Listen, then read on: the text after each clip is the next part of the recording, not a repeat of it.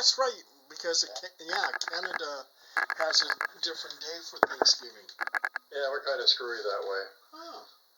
Do you guys celebrate Halloween? Oh, definitely. Oh, okay. Halloween, okay.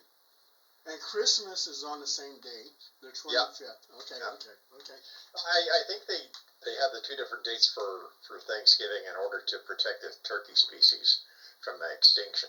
Oh. Okay, give me a sec there. I just have to get my guy to do his magic on the audio here. It's kind of coming in really hot, and that's. Hey, why do I have two screens of you here? Craig, what's going on? Oh, actually, thanks. Okay, so this is one on here, Craig.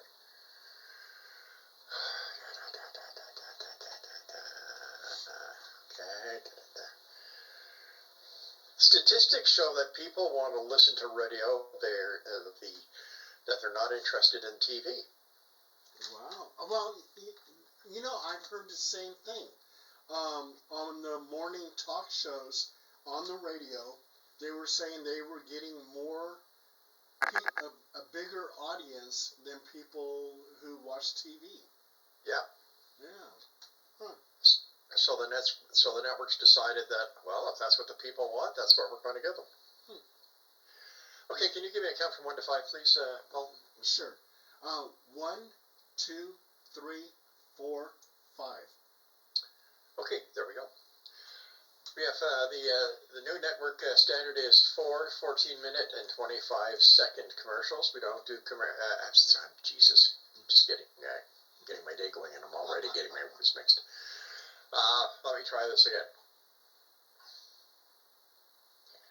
We have four 14-minute, 25-second segments. We don't do commercials. We don't do the news. All we do is we do a fast reset, and away we go. Now, you may or may not hear the bumpers, so just follow my lead, okay? Okay, sounds good. All right, so stand by, my friend. Thanks for coming on. Always great talking to you. Oh, no problem, Rob. Yeah, quickly, what are we talking about tonight? I could just tell you about a phone call I just got about a lady by Monterey who's being attacked by some demons. I got a bunch of stuff here. We could talk about Bigfoot and UFO investigation I did in Mount Shasta. Natalie Holloway in Aruba, Skinwalker Ranch, all kinds of stuff. Okay, so that's right. I've got it right here. Okay, super. So stand by, my friend. Okay, sounds good. Okey-dokey, karaoke. Just going to get myself a little bit settled here. I miss not seeing your face, though. Oh, that's the nicest thing anybody's ever said to me. Usually it's, oh, thank God, I don't have to look at you. No, I love looking at you. Well, you see, we're going to be doing 5 shows a week for the TV network, so we're going to have you on where you'll be able to see my ugly mug again. Okay, good. Okay. Okay, stand by, my friend. Okay. Craig, how are we doing? Okay, just let me do that. Hold on here. You couldn't have asked me to do this before. Oh, no.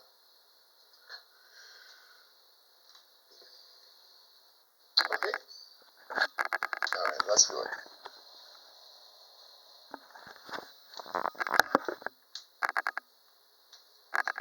Seconds.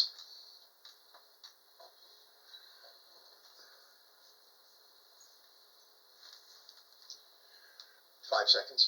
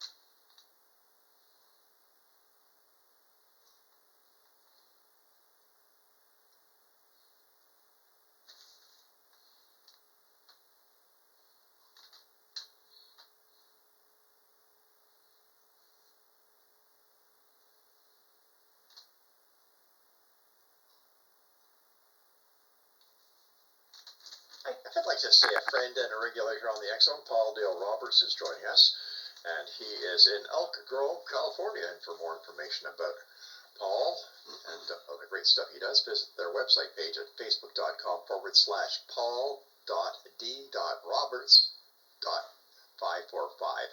And Paul Dale Roberts, welcome back to the X Zone, old friend. How have you been? Thank you, Rob. I love being here. So I've been doing good. Excellent. Yeah, but you're a very busy man when it comes to things that go bump in the night, things that fly in the sky, and big feet that travel all over the place that not very many people can actually get photos of. So let's go one by one. Is there before we went on air, you were telling me about a very interesting telephone call that you had just before we went on air. Absolutely. I got this phone call from Elizabeth from KCRA News TV. So Wow. I thought, well, okay, they probably want to follow us on an investigation or something like that. But she said no. She goes, I got a call from a Darlene Pearson that lives in San Luis Obispo, and she is in desperate need of help. And I said, what's going on? She goes, I don't know. It seems like it's something demonic. So I gave Darlene a call. Right. And she says that every single day she feels like she's being stabbed 100 times over. And I said, what's stabbing you? And she says, these demons. She says that, excuse me, 2 demons attack her and they stab her. It's like a spiritual stab. There's no wound or anything like that, but she's getting this feeling of being stabbed. And they actually, she says that they sexually assault her. So she said on one particular night she saw a black hole open up in the living room, and 2 skinny entities, and they looked like men, came out of the hole and then just disappeared in the shadows. So she says, Paul, she goes, can you get down here? I'll pay for your gas and everything else. And it's by Monterey, California. And I'm just right now so booked up with so many other little things. I just don't see myself going down there. But I told her what she could do is self-bless her house. And she says, okay, how do I go about that? I said, well, go to a Dollar Tree store, pick up a bunch of angel figurines, go to your nearest Catholic church, and in the lobby they have holy water. Dip each angel into the holy water and say a protection prayer over each angel. And place those angels around open places around your house, like the windows and the doorways, and then step in the middle of the house and say a protection prayer as if you mean it, and ask for God's angels to protect you. So she's going to do that. I got her in touch with San Luis Obispo Paranormal Group also, so she could be visited and be consulted by them. And also, too, being the location scout for Ghost Adventures, I contacted Justin West, who works for Ghost Adventures, and they are very excited about it and may do a Ghost Adventures house call at that residence. So how frequently are people experiencing demonic interference or the forces of evil attacking them like this lady has? Is it more popular these days, Paul?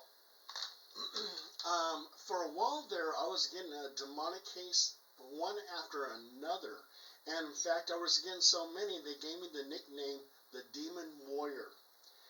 So I know how to do a Roman Catholic house blessing on a home. And I also, too, give them a full submersion baptism if they have an attachment. And I say, let's say a couple years ago, in 1 year, I got something like, I would say about 12 demonic cases. Wow. Yeah, and some of them, Rob, are just really, really crazy, and it could be a mental issue. We had a demonic case in Berkeley, And when we got there, it was a hoarder's house. And they were saying that the demon was making them hoard all this crap. And what was really unsettling is that they actually took out the toilets out of their bathroom and placed them in the garage. And they were doing their stuff in the garage. And an outing for this couple would go to the gas station to utilize the restroom. And yeah, it was crazy. And now, Paul, let me just ask you a question here at this point, my friend. okay. How do you judge whether these people are actually having these experiences or if there are mental issues?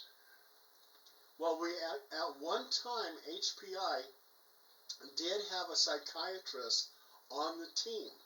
Mm-hmm.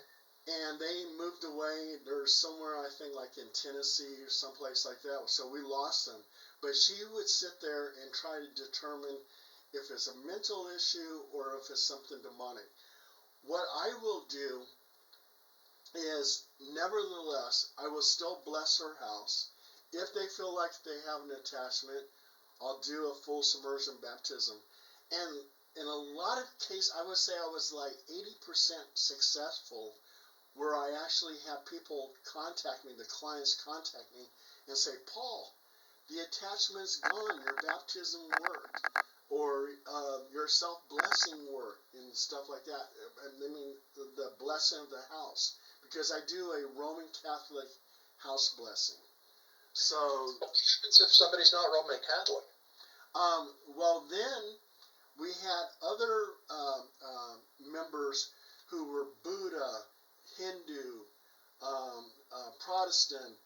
Right. Yeah, we had all the different religions covered, even American Native Americans. So right now we don't have it fully covered like that. But what I try to do is like recently we had an investigation and the guy was Hindu. So what I did was I just started reading some books on different type of blessings that Hindu do, and he was familiar with it too, so he kind of walked me through it. So I just did like a Hindu type cleansing. It's kind of a tongue twister, Hindu do. Yeah, Hindu. Yeah. Why are the demon attacks becoming more frequent, Paul? Do you have any idea? Is there a connection between the demonic presence and ET presence? There's a possibility, because I do think demons could be extraterrestrial or from other dimensions. Mm-hmm. They're definitely not terrestrial. They weren't born on Earth. And if you believe anything about fallen angels, that Right. would make them extraterrestrial. So I do think there's some type of presence here which is trying to destroy mankind. And that's your demonic force, wherever they come from. What do you think? Why do you think they're trying to destroy mankind? What is their mission? You know, is it that they want to reclaim the earth for themselves, or is this the fight between good and evil talked about in the apocalypse? Exactly, good and evil. There's always going to be a fight between good and evil. I mean, look at it now. Just we have situations with North Korea, China, Taiwan, Iran, the Hamas versus the Israelites. Yeah. I mean, it's just, yeah, it'll always be like that. If you look at your old texts, let's say from Nuremberg, Germany, back in the 15th century, people were looking up in the sky and seeing these UFOs fighting each other. Cigar-shaped UFOs, globe-shaped UFOs, triangular-shaped UFOs fighting in the sky. So there's definitely something going on, and I think it all has to do with control. There's entities out there that want to control Earth and want to control mankind.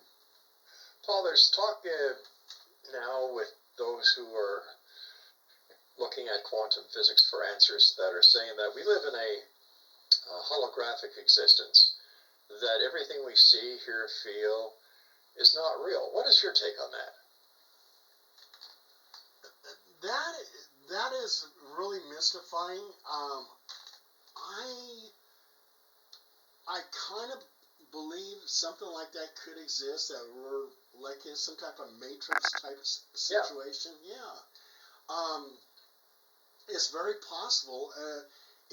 It's very possible too. What we consider as gods and stuff like that created the whole universe, and yeah, we could be living in a holographic type reality. Yeah, there's just no telling. I mean, if you're like a fifth step civilization, so your civilization has so much knowledge and intelligence that you're practically considered as a god. So, and they have the, let's say, have the power to create a whole universe and watch us under a microscope. Reminds me of the Superman cartoon comic books where you used to have these cities and these giant size glass containers, and everybody within these glass containers thought they were actually in their own little world. Absolutely, I remember that. I used to read comic books, and I was in the comic book industry, so yeah, I know what you're talking about. Paul Dale Roberts is my very special guest of this hour, X Zone Nation. If you'd like to find out more about Paul, visit his Facebook site. That is, all right, you've got your pencils and paper, but I don't want you to go there right now. Paul's with us. He's going to be with us for the next 45 minutes. His Facebook page is facebook.com/Paul.D.Roberts.545. This is the X Zone. I'm Rob McConnell. We're coming to you from our broadcast center and studios in St. Catharines, Ontario, Canada, on the X Zone Broadcast Network. That's xzbn.net. And on Classic 1220 CFAJ, www.classic1220.ca. We'll be back on the other side of the short break. Don't go away.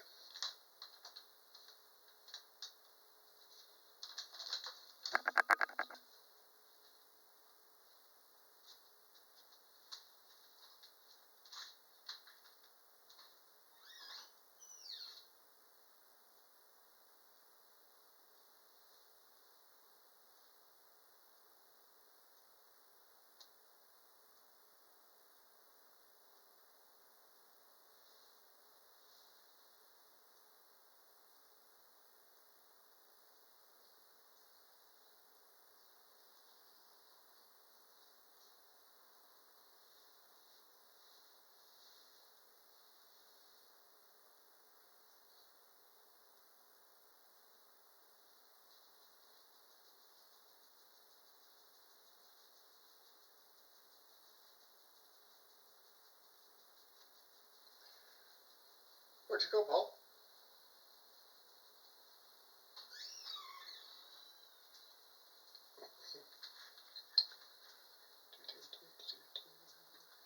Hi, Rob, I'm back.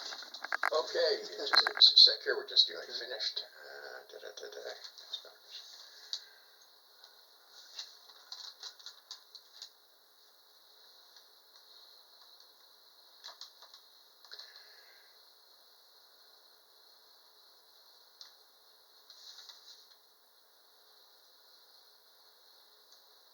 Oh, Rob, when you have a chance, ask me about the USS Nimitz.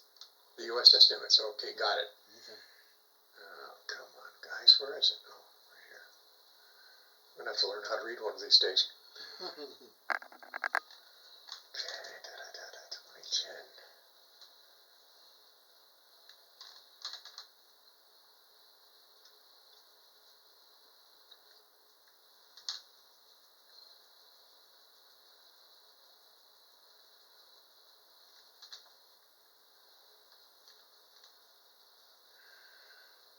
No, let's just stick with the regular stuff, Craig.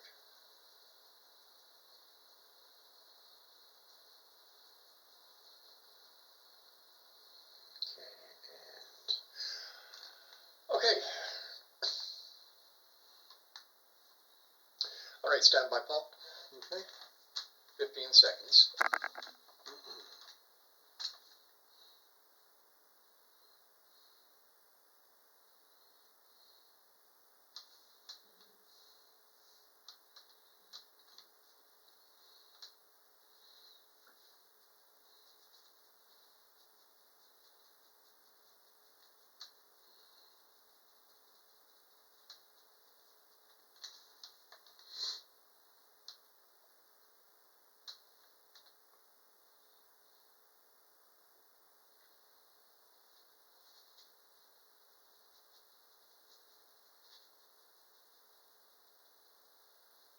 Well, Bill Roberts is my special guest this hour, Exxon Nation, and we're coming to you on the Exxon Broadcast Network, xzbn.net, and on 1220, Classic 1220, that is, Classic 1220, CFAJ here in St. Catharines, www.classic1220.ca.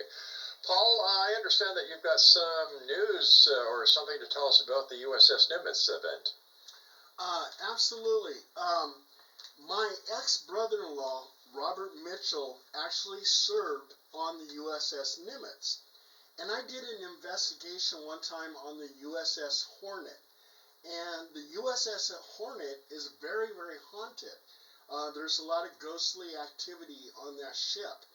So I asked Robert, my ex-brother-in-law, if the USS Nimitz would be haunted.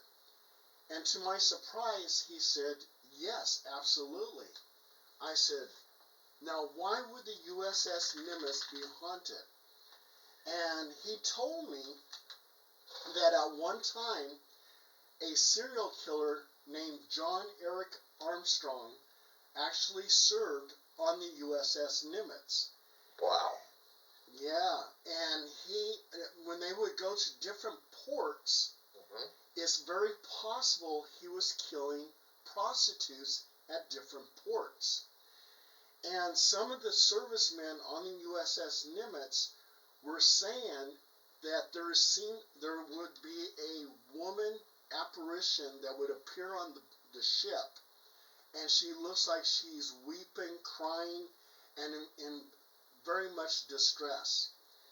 And possibly that could be a victim of the serial killer John Eric Armstrong that served on the USS Nimitz. And what possibly could have happened at some port, he could have possibly killed her, and her spirit followed him on the ship.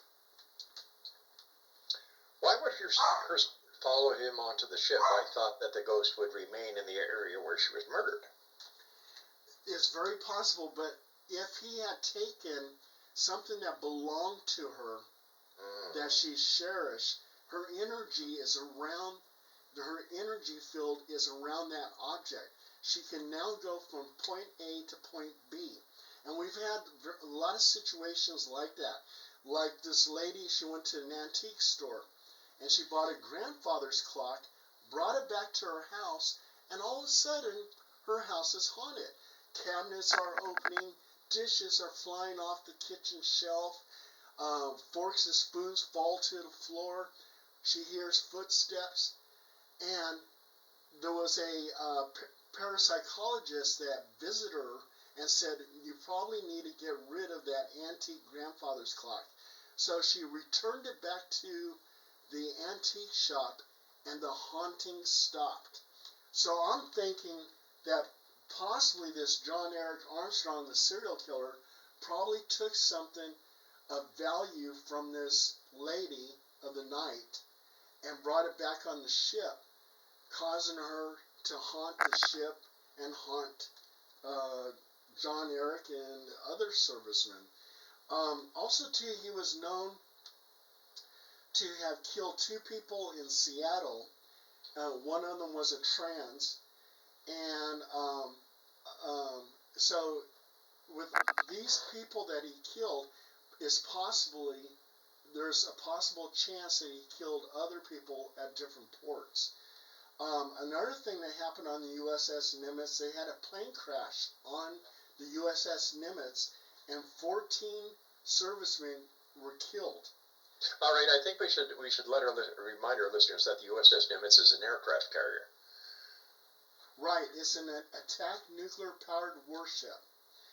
And some of the servicemen, including Robert, have seen faces appear on reflective surfaces of these 14 dead servicemen that died because of that plane crash.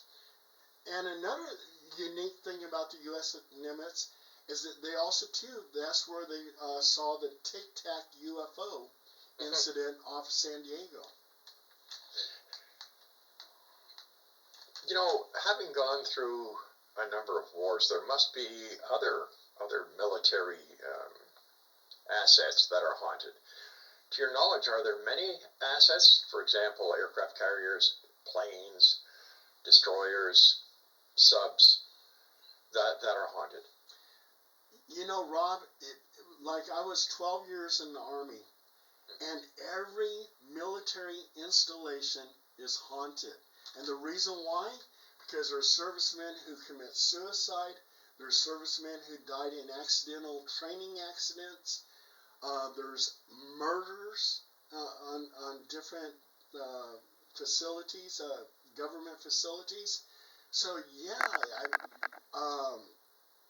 there's stories of aircraft that are haunted. There's stories of tanks that are actually haunted. Ghosts are seen on these tanks and everything else. So with the military, there's a lot of deaths, and when you have a lot of deaths, you're going to get some hauntings. Paul, tell our listeners your story about how you got into investigating the paranormal. Oh, that was on Effie Street in Fresno, California. I was just a little child, and the entities in that home, that house was haunted. The entities were centered on me.